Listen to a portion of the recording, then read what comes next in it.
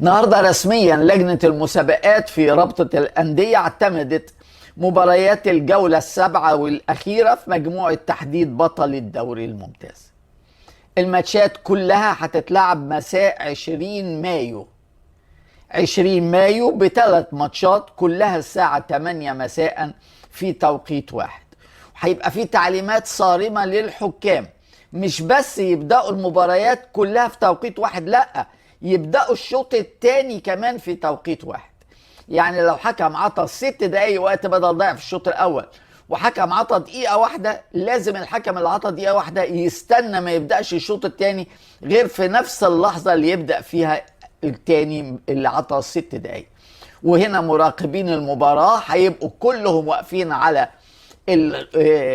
خط التماس ورافعين ايديهم كده للحكم، واول ما يعمل ايده يبقى هناك بدأ وهناك بدأ، ابدأ انت كمان، يبقى كله يبدأ علشان نراعي اعلى درجة من الحياد.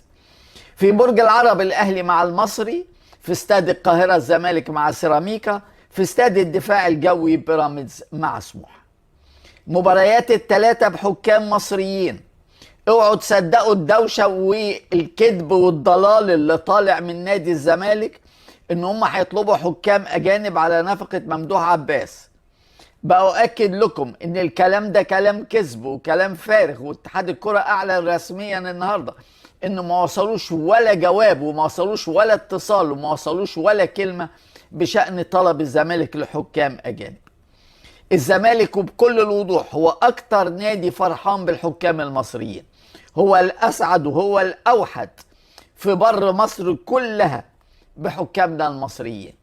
وماتش الزمالك وسيراميكا الحكم محمود ناجي الزمالك او محمد معروف، ومش هيخرج من الاتنين دول ابدا ابدا ابدا. اكتبوا ورايا محمود ناجي الزمالك ومحمد معروف.